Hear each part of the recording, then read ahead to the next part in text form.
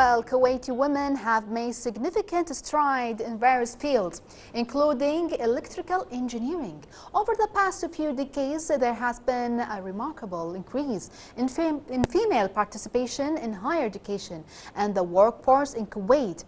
Female engineers in Kuwait are breaking stereotypes and also contributing to key projects in the country, such as infrastructure and development and also renewable energy invitation. This involvement not only empowers women, but also enhances the nation's progress in technology and innovation. To talk more about that, let's welcome Shadan, Dr. Shadan Altouq. She is a PhD in electrical and electronics engineering. So hello and good morning, doctor. Hiya, thank you for having me in here.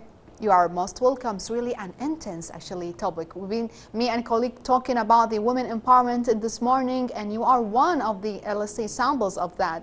So first of all, we'd like to know what actually, doctor, inspires you to pursue this career of inventions? I always, I have this curiosity in me. So I've always been curious since a young age, especially in transportation. Seeing cars, with a click of a button, it can take you from one place to another, but how does that happen is what drives me into going into engineering in the first place. Yes. So cars was my first choice for going into engineering. Mm-hmm. And then I joined the Formula student team, which was a dream of mine to get involved in a car activity and understand the systems more. During my master's, I stepped into the aerospace industry a bit. I looked into a NASA project that basically involves the design of N3X turbo-electric distributed propulsion aircraft. Yes. It's basically not the typical fuel-based system engine that you use for the aircraft, and it involves more electrical systems inside. Hence, I used it for my master's project. Yes. After doing that, I went to a conference in Seattle, and I presented my work with a colleague of mine in superconducting aircraft. And then I got a sponsorship from Rolls-Royce and University of Strathclyde to continue my PhD in eVTOL aircraft. Wow. And when I say eVTOL aircraft, what's this aircraft? Yeah. Yes. So it's an electric vertical takeoff and landing aircraft. It's not similar to a helicopter. It's basically, so there's different types. One of the types is a tilt rotor. So it flies vertically, tilts to a cruise phase, and then goes into few kilometers, yes. 240 kilometers, for example, and then tilts again and land vertically. Wow. There hasn't been a civil aircraft of that kind. That's except amazing. For military. I don't want to interrupt you, actually, doctor. We're going to know that in specific later on, because I thought it's really, let's say, normal, the original aircraft. But we're going to talk that later on. But as you mentioned, you've been fascinated in the cars, as you said, while you are a child. And you are still in the, let's say, in young age right now. Can I ask you, how old are you? 29 years old. 29, yes. And you reach until, let's say, amazing, actually, level. You reach the PhD, and you are really an inventor. So can you share some of the challenges you faced as a woman, let's say, in a traditionally male-dominated industry? We can say that a lot of, let's say, male sector are really have some competition with you. Is that true? I would say I'm kind of blessed. Yes. Since my brothers were always supporting me, so I didn't find it like it's a male and female kind of discrimination in the industry. And when I went into the UK during my studies and the industry, they always empowered women and their development. So I didn't see any discrimination of that kind. I actually take it as a challenge. Amazing. Yeah, I can prove you that I can do what you can do, even better. Even better, yes. for sure. I mean, that's how you fuel your way into the society. Yes. You need to do better, whether you're a female or a male. But for sure you face some challenges. You confront them. How actually you overcome them, let's say? I mean, the only maybe challenge is if you sit in a room full of men, you need to be maybe have more presence, be very firm in your opinion, because they may come a bit with a force, but I don't see that as a challenge again. Like, I would really like suggest or recommend to any female to go into engineering and just see what it can help her or develop into. That's really amazing. She cannot even see the challenges because she's really strong engineer. So how do you think the presence, Doctor, of the women in heavy inventions, let's say, and the engineering, let's say, in specific, Doctor? Every human being have a distinct mind, whether it's a male or female. Some people are very, let's say, attentive to details, so they would be very good in safety engineering. Some people, they are very curious into how things work and the mechanics of things, so they go into mechanical engineering or electrical engineering. Although electrical is more has a lot of imagination in there, so you need to be more of like a person with fantasy.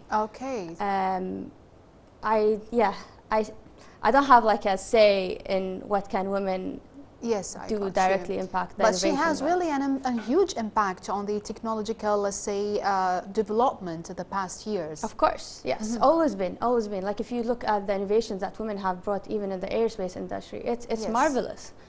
So that's what I say, like, don't let a gender stop you from pursuing what you want. You can do whatever you want. That's amazing. You can reach the stars if you want. Yes.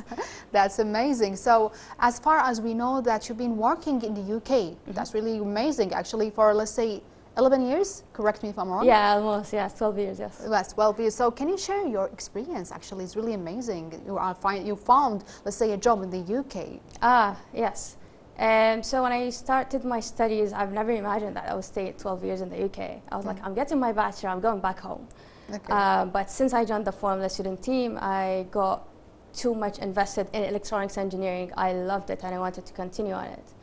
And what also helped me going forward is that one of the doctors, she wanted me actually to be a research assistant with her because of my strength in electronics at that time. Yes. And yeah, it just fueled me into continuing further. And then I went into the master's, I found my love for aircraft, and then got my PhD, and it just kept rolling.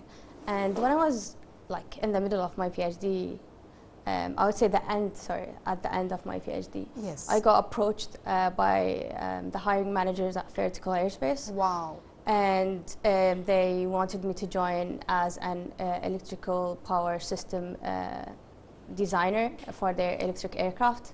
And so yeah, we've made a time to move around November when I submitted my thesis and everything. Yes. And yeah, basically that's how I started pursuing my passion in eVTOL and electrical power systems in the UK. That's amazing. What more we can say? We are so proud of you, Doctor. So what inspired you actually, because you mentioned about the aircraft, the first question, we'd like to know more about, let's say, the electrical aircraft. I thought it's really a normal, let's say, the plane that we are travel, like, let's say, the normal people. Yeah. But as you mentioned, it's really different than that. So yeah. Can you elaborate more? Exactly. It is fundamentally very different. Even the physics behind this aircraft is different. So we currently fly an aircraft that has, 2 engines in each wing. Yes. But this aircraft has 8 distributed propulsion motors on its wing. Okay. I'm talking specifically on vertical aerospace aircraft. And this aircraft has tilt components. So it tilts from, let's say, 90 degrees if you're going to cruise phase, and then it goes in 90 degrees and vertical phase, and then it goes into cruise phase, which is 180 degrees. So this tilt mechanism, it's new to the aerospace industry in terms of civil aviation. And another fact is, like, we don't have an aircraft with a power system that's higher than 270 volts. Okay. So we're talking about 600 volts and higher for this kind of aircraft, fully powered by batteries. Which brings a lot of challenge to the industry. Like, do we have the technologies that support this kind of aircraft? Do we have the safety and certification requirements built into this environment? Yes. Which brings all the engineers all the airspace engineers, all the electrical engineers into one place to develop this kind of aircraft. And this is basically what I enjoyed the most, because as a systems engineer, you need to look into the physics of the aircraft. Like, how can a failure, a single failure in between this state distributed motor affects the performance of the aircraft? Can it maintain stability, the controls of the aircraft? Wow. So you don't only look into the electrical perspective, you look into the flight control systems, you look into every comms in the aircraft to maintain stability. And if you look into the certification requirement, yes, helicopters have lower requirements in terms of safety. But these aircraft, for example, if we look at the EASA, European Safety Agency, they say that for this aircraft to fly in the industry, you need to achieve 1 in a billion failure rate, which is, let's say in simple terms, like we don't want a failure to happen even in a million years. Yes, wow. So yeah, so this is a very safety, let's say. Exactly. And if you look into helicopter, it's a single rotor. If this rotor fails, I mean, I don't want to scare anyone, but it's, let's say, eVTOLs are much safer. It's risky. Have a lot of distributed propulsion. You feel more safer flying in those aircraft, and we will make sure that it's going to be safer than hopefully cars. But inshallah, in the future, we're going to have more of electrical aircraft. As you mentioned, it's really more safety for a human being. It's more even economically better, less noise. You don't have the noise, so you can fly over urban cities, while helicopters are very much noisy because of that single rotor. What about the air pressure? I hate it. Do you think it's going to be less? Or? No, I don't need that depressurizing in the cabin, so it should be okay. Oh, yes, it should be okay. Yeah. That's amazing, actually, invention, Doctor. So can you explain, let's say, the patent registration process in the UK, let's say, especially in your electrical aircraft design? So during my time in Vertical, we have patented the architecture. It's currently patent pending, so I can't discuss it or elaborate more on it. But it is basically because there hasn't been any design on 600 volts and higher of electrical power systems. And the way you distribute the systems from the battery to the motors, it's very much innovative because you need to minimize the weight of the aircraft while maximizing the safety. And you need to keep distributing the power from the battery to motor and all the high voltage components, which brings all the innovations that you can play around with changing stuff. And leaves a big room for changing and innovation.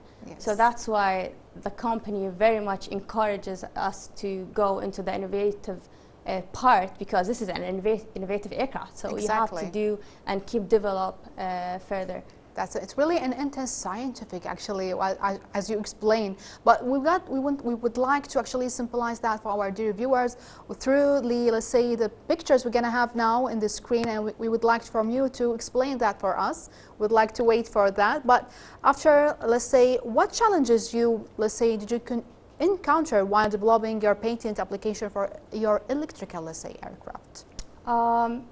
Thankfully, we had a very good lawyers that were helping us. So we basically developed the draft manuscript. So me and my colleague, we have spent like several nights defining every detail on their manuscript, discussing the technical bits with the lawyers, and then they would come up with the, let's say, a suitable writing for a patent application, because it's not like a normal English. It's kind of, I don't know how you call it, it's kind of twisty kind of English. And it would take a lot of time if you were to do it by yourself. So hiring a patent attorney to do that bit of work is actually very beneficial. Wow, that's really an amazing. We have to say that we are so proud of you, Dr. Shadan. You did a really great job at really young age. Inshallah, let's say the worldwide, we're going to be really benefited from your invention. We're going to have a really electrical, but first of all in Kuwait. Hopefully, yes. Hopefully. I want to see that, yes. Inshallah. Thank you for being with us today. Thank you very much. Thank you for having me. Big thanks and appreciation to our dear guest, Dr. Shadan Altouq. She is a PhD in electrical and electronics engineering. Don't go away, dear viewers. Let's have the sound to a break and then we'll move on.